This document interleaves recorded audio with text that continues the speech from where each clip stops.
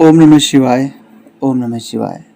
दोस्तों, आप सभी का आपके अपने चैनल में एक बार फिर से बहुत बहुत स्वागत है और आपका बहुत आभार है। प्यार सपोर्ट करने के लिए आपका दिल से बहुत बहुत धन्यवाद।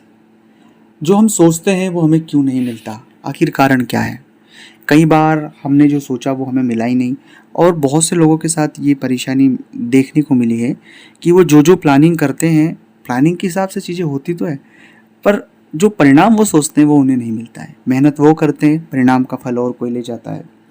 कई बार हम मेहनत तो सब बहुत कुछ करते हैं, लेकिन परिणाम आने में बहुत देरी हो जाती है, और इतनी देरी हो जाती है कि वो परिणाम हमारे किस काम का होता ही नहीं है। कई बार हमारी धैर्य भी जो है वो जवाब दे देता है, क्योंकि परिणाम आ ही नहीं रहा है, सफलता मिल नहीं रहा है, मिल ही नहीं पा रही है। तो जैसे हम सोचते हैं वो हमें मिलता क्यों नहीं, आखिर ये माजरा क्या है, और ये कौन से ऐसे नियम कानून है इस प्रकृति के जिसमें हम सटीक नहीं बैठते। देखिए, ये लाइन आपने बहुत बार सुनी भी होगी कि मन का हो तो अच्छा, नहीं हो तो बहुत अच्छा। हमारे हाथ में सिर्फ कर्म की आज़ादी है। हम अच्छा काम कर सकते हैं, परिणाम देना ईश्वर के हाथ में है, नियति के हाथ में। और बस हम कर्म करते वक्त खुद को ईश्वर तुल्य समझ लेते हैं, मतलब खुद को सुप्रियल समझ लेते हैं। ईश्वर तुल्य तो ज़्यादा बोल दिया मैंने, लेकिन हम खुद को बहुत ज़्यादा हाई वो समझ लेते हैं, उच्च श्रेणी में। और हम परिणामों को मैनेज करना चाहते हैं, लेकिन परिणाम हमारे हाथ में नहीं है। मैं फिर कह रहा हूँ कि कर्म का जो सही आकलन है, कर्म करता उसे नहीं आंक सकता, उसका आकलन उसकी मेहनत बताती है, और वो ईश्वर उसका फल देता है।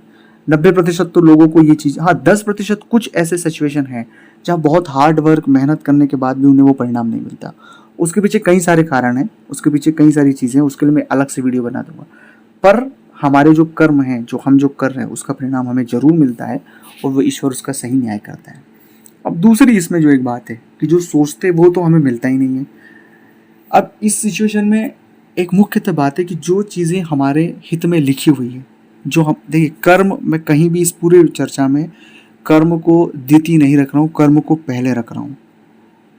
आप ईमानदारी से काम करें, सजगता के साथ काम करें, क्योंकि कर्म करेंगे तभी हमारा भाग्य उदय होगा। बिना कर्म करे भाग्य उदय नहीं होता है।